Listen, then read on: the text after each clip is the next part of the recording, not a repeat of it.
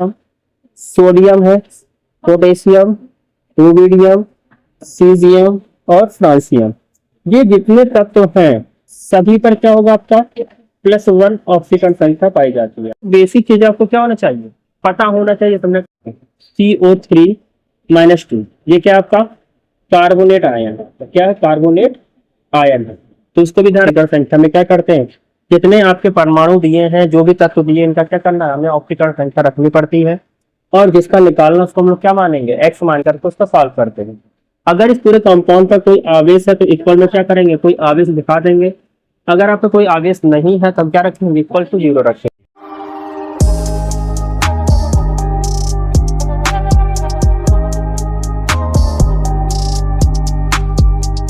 अगर हम यहाँ बात करेंगे धातु की ऑक्सीकरण अवस्था किस प्रकार से ज्ञात की जाती है, या किसे कहते हैं, आवेश का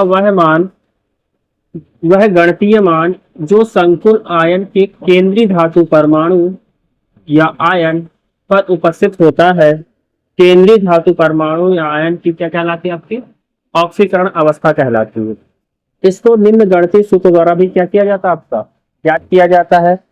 और कैसे ज्ञात करेंगे कि केंद्रीय धातु परमाणु पर कितना आवेश है प्लस लिगेंड पर आवेश को क्या करना, आपको उसके लिगेंड की संख्या से मल्टीप्लाई करना है और बराबर क्या रखा जाएगा, संकुल आयन पर आवेश। इस प्रकार हम क्या करते हैं, किसी भी धातु की ऑक्सीकरण संख्या का मान ज्ञात करते हैं। ये आपके लिए मोस्ट इंपॉर्टेंट है, क्योंकि आपका अभी हम सीखेंगे क्या ऑक्सीकरण, इसका आईपीसी नोमेनक्लेचर सीखेंगे, तो वहां पर धातुओं की ऑक्सीकरण संख्या आपके लिए क्या होगा, आवश्यक होगा निकालना आपका। तो अब देखते हैं एग्जाम्पल के थ्रू इसको देखेंगे किस प्रकार से हम क्या करेंगे, इसकी ऑक्सीकरण संख्या को हम लोग ज्ञात करते हैं। और आपको बहुत सारे एग्जाम्पल कराएंगे ताकि आपको क्या हो, अंडरस्टैंड इसका अच्छे से आपको क्लियर हो जाए और आप इसे अच्छे से क्या करें, ऑक्सीकरण संख्या निकालना आपको आ जाए। आगे देखते हैं यहाँ पर कि पहले ऑक्सीकरण संख्या निकालने से पहले आपको कुछ चीजें जानकारी होना चाहिए। जैसे ही हमने कहा क्या कि कुछ तत्व ऐसे होते हैं जिनकी ऑक्सीकरण संख्या हमेशा फिक्स रहती है, उन तत्वों को आपको क्या करना पड़ेगा, याद करना पड़ेगा। जैसे अगर हम कहेंगे आपका फर्स्ट ए के समूह, मैंडलिक पावर सारणी में जो आपका फर्स्ट ए के तत्व है, उन तत्वों की ऑक्सीकरण संख्या का मान कितना होता है, हमेशा +1 होता है। फर्स्ट में होता कौन है आपका, जैसे मान लीजिए हमारा लिथियम, मान क्या लीजिए लिथियम, सोडियम है, पोटेशियम, रुबिडियम, सीजियम और फ्रांसियम। ये जितने तत्व हैं सभी पर क्या होगा, आपका +1 ऑक्सीकरण संख्या पाई जाती है।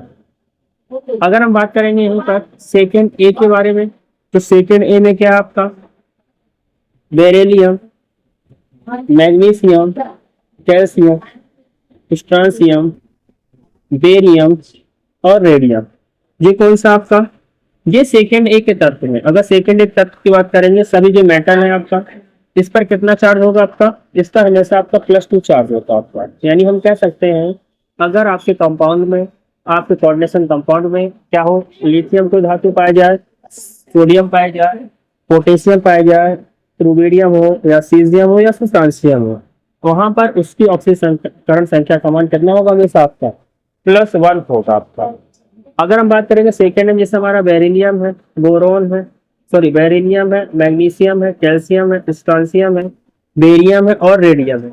ये सेकेंड के तत्व होते हैं, इनकी ऑक्सीकरण संख्या का मान कितना होता है, हमेशा आपका +1 होता है, +2 होता है।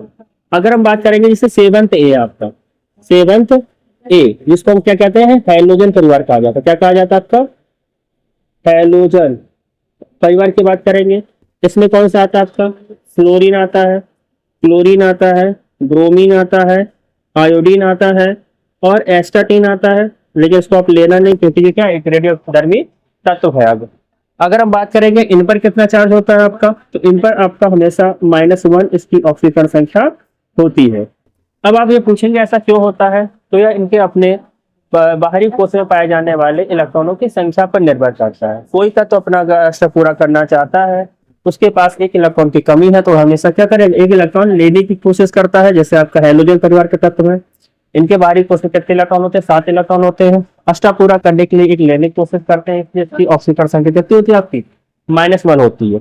अगर इसे कहेंगे फर्स्ट समूह के तत्वों में क्या देखा गया, इनके बाहरी कोश में एक इलेक्ट्रॉन होता है, अष्टा पूरा करने के लिए इनको कितना चाहिए, 8 चाहिए, जो कि इनको मिलना कोई देगा नहीं, इसलिए क्या करते हैं अपने एक इलेक्ट्रॉन को निकालते हैं, इसीलिए क्या है आपके धातु कहलाते हैं। सेकेंड में भी ऐसे ही होता है, कुछ तत्व ऐसे से आपका ऑक्सीजन पे कितना चार्ज होता है आपका, -2 चार्ज होता है आपका। हाइड्रोजन पे कितना होता है आपका, +1 चार्ज होता है आपका। ये आपको बेसिक चीजें आपको क्या होना चाहिए, पता होना चाहिए। तुमने कहा कि आपका CO3, कुछ और देखते हैं यहाँ पर, अगर आप यहाँ पर और देखेंगे, जैसे हमने कहा कार्बोनेट है आपका CO3-2, ये क्या आपका कार्बोनेट आयन है, क्या है कार्बोनेट आयन है, तो उसको भी ध्यान रखना पड़ेगा कितना चार्ज होता है आपका, -2 चार्ज होता है। अगर हम बात करेंगे सल्फेट आयन, यानी -2 चार्ज इस पे भी होता है, ये क्या कहलाता है आपका सल्फेट आयन कहलाएगा आपका।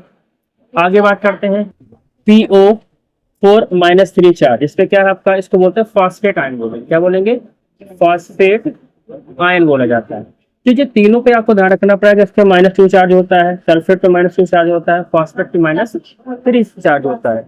जी कैसे पता है, अगर हम इसकी लुईस संरचना बनाते हैं तो लुईस संरचना के आधार पर हम इसको देखेंगे कि आपका इस पे कितना चार्ज आता है आपका। अब बात करते हैं एग्जाम्पल के थ्रू पे किस प्रकार से हम इसकी ऑप्टिकल संख्या ज्ञात करेंगे। अब अगर हम ये कोऑर्डिनेशन कंपाउंड है, इस कोऑर्डिनेशन कंपाउंड में केंद्रीय धातु परमाणु को हम क्या करते हैं, ऑक्सीकरण संख्या यहाँ ज्ञात करना है। जैसे यहाँ पे केंद्रीय धातु परमाणु कौन है, सिल्वर है आपका, इसका निकालना है। यहाँ पे केंद्रीय धातु परमाणु क्या है आपका, क्रोमियम है, यहाँ इसका ज्ञात करना है। तो हमने आपको भी बताया था कि हमें इसकी जब भी ऑक्सीकरण संख्या निकालनी होती है तो ऑक्सीकरण संख्या में क्या करते हैं, जितने आपके परमाणु दिए हैं, जो भी तत्व दिए, इनका क्या करना है, हमें ऑक्सीकरण संख्या रखनी पड़ती है, और जिसका निकालना उसको हम लोग क्या मानेंगे, x मान करके उसका सॉल्व करते हैं। अगर इस पूरे कंपाउंड पर कोई आवेश है तो इक्वल में क्या करेंगे, कोई आवेश दिखा देंगे। अगर आपका कोई आवेश नहीं है तो हम क्या रखेंगे, =0 रखेंगे आपका। पहले इसको अगर देखते हैं हम क्या, कि अगर पोटेशियम हम निकालेंगे तो पोटेशियम भी आपको बताया जो फर्स्ट के समूह का तत्व है, इसकी ऑक्सीकरण संख्या का मान कितना होगा आपका, +1 होगा, इनटू कितने मॉलिक्यूल लगे आपका, 4 मॉलिक्यूल, 4 को मल्टीप्लाई हो जाएगा आपका। हमें इसका निकालना, किसको क्या मानेंगे आपका, x मानेंगे।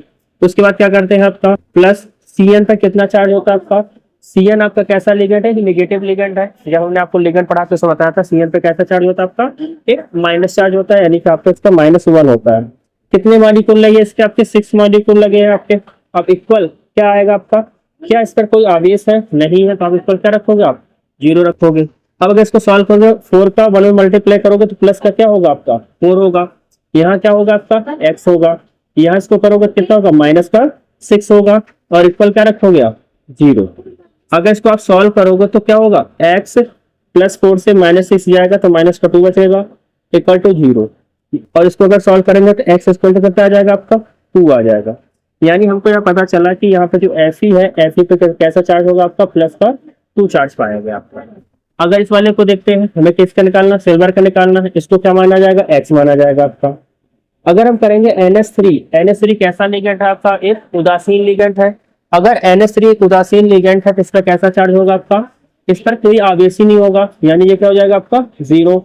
कितने मॉलिक्यूल लगे आपके, 2 मॉलिक्यूल लगे, 2 को मल्टीप्लाई कर लेंगे।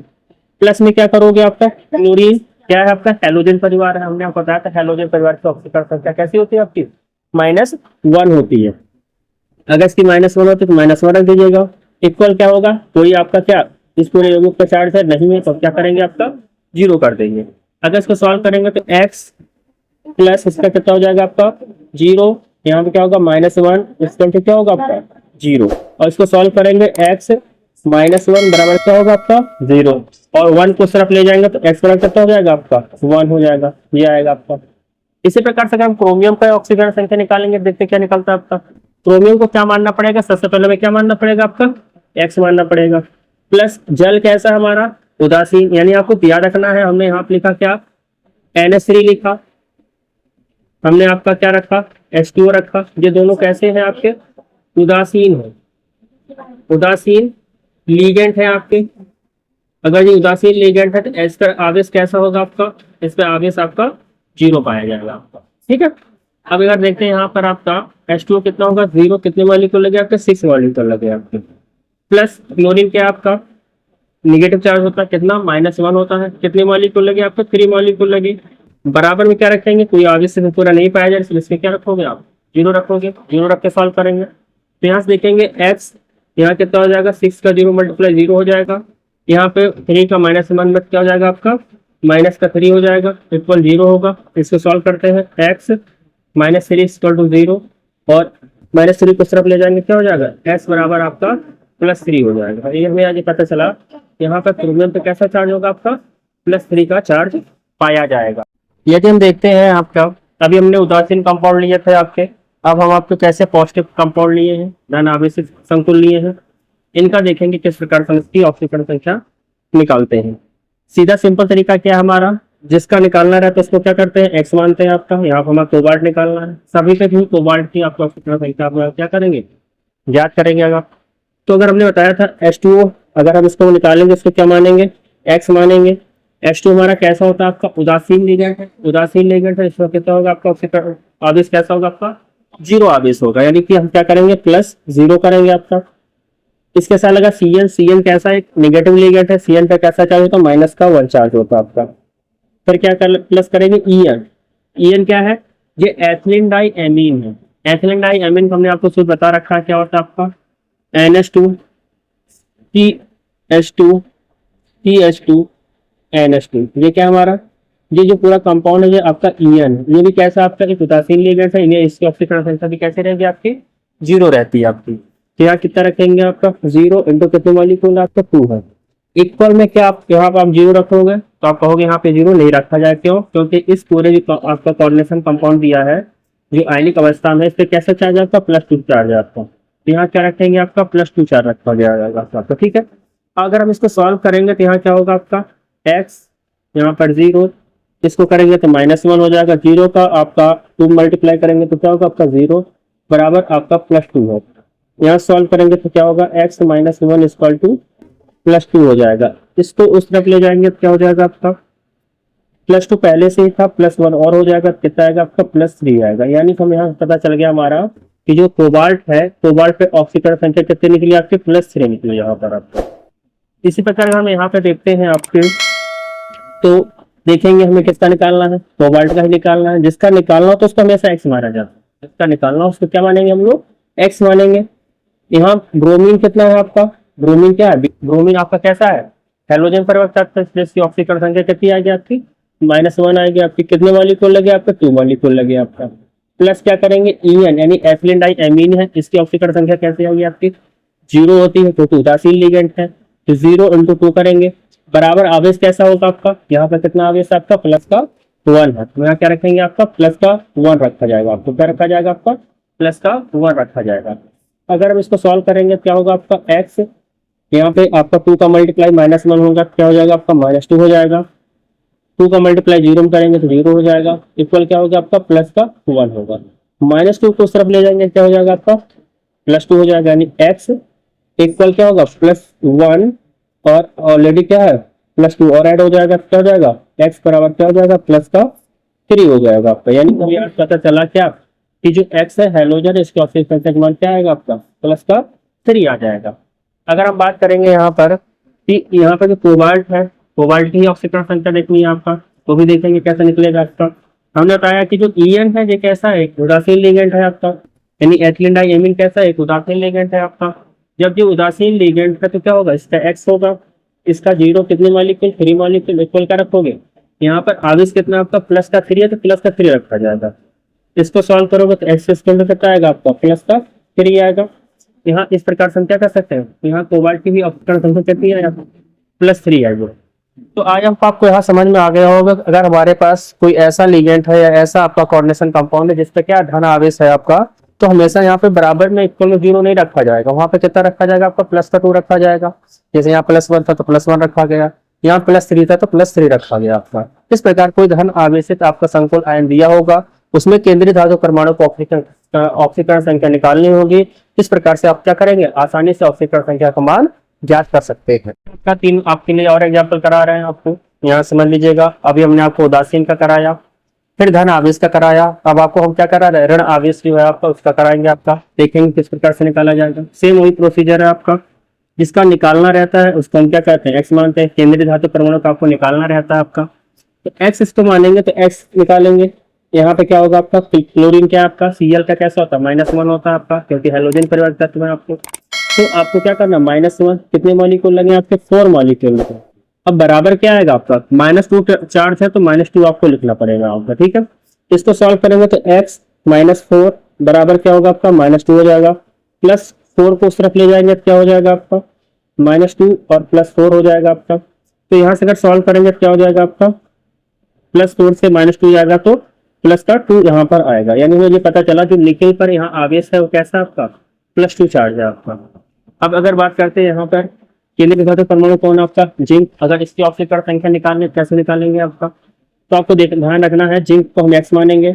यहाँ पे क्या है, OH माइनस है, हाइड्रोक्साइड आयन है, क्या आपका OH पर माइनस चार्ज है, यह एक ऋण आवेशित लिगेंड है आपका। तो इसको क्या मानेंगे आपका, इसका -1 है, कितने मॉलिक्यूल लगे आपको, 4 मॉलिक्यूल लगे।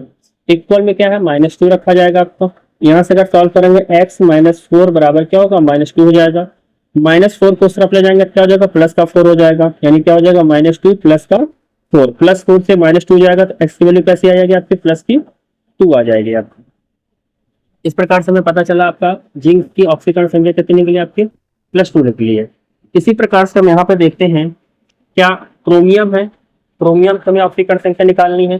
तो क्रोमियम को हमें ऑक्सीकरण संख्या निकालने के लिए क्या मानेंगे, उसको x माना जाएगा। हमने क्या माना, x। और प्लस यहाँ पे क्या है, जिंक ऑक्सलेट आयन है, क्या है आपका, ऑक्सलेट आयन है। ऑक्सलेट आयन पे कितना चार्ज होता है आपका, देखते हैं। आपका COO नेगेटिव, COO नेगेटिव, जो ऑक्सलेट आयन जिस पे आवेश कितना और आपका -2 चार्ज होता है, कितना होता है आपका, -2 चार्ज होता है, जो आपको ध्यान रखना पड़ेगा। यहाँ पर ऑक्सलेट आयन यानी हम लिख सकते हैं यहाँ पर क्या, C2O4 पर -2 चार्ज होता है आपका। यहाँ रखेंगे क्या, -2। कितने मॉलिक्यूल मिले आपके इसके मॉलिक्यूल हमें मिले हैं 3 मॉलिक्यूल में। और इक्वल क्या है, -3 का चार्ज है तो -3 का चार्ज इस पे लगा दिया जाएगा आपका। अगर सॉल्व करेंगे तो x यहाँ पे करेंगे तो क्या होगा, -6 हो जाएगा, बराबर -3 दिया गया आपका। अगर इसको सॉल्व करेंगे तो -6 इस तरफ जाएगा तो क्या होगा, +6 हो जाएगा आपका। तो -3 प्लस का 6 हो जाएगा आपका। यहाँ से इसको सॉल्व करेंगे तो क्या होगा आपका, +3 हो जाएगा। यानी वो पता चला है आपका यहाँ जो क्रोमियम है, क्रोमियम पे कैसा आवेश होगा आपका, +3 आ जाएगा। आई होप इतने सारे एग्जाम्पल कराने से आपको समझ में आ गया होगा किस प्रकार से हम लोग ऑक्सीकरण संख्या निकालेंगे। बीच बीच में मैं क्वेश्चन आपको देता रहूंगा, आप इसको देखिएगा किस प्रकार से आप ऑक्सीकरण निकाल लेंगे। अगर आगे हम जो आपको IPC नामांकन से कराएंगे तो आप इसकी ऑक्सीकरण संख्या क्या है आपका बहुत ज्यादा उपयोगी होगा। आज की वीडियो में बस इतना ही, धन्यवाद।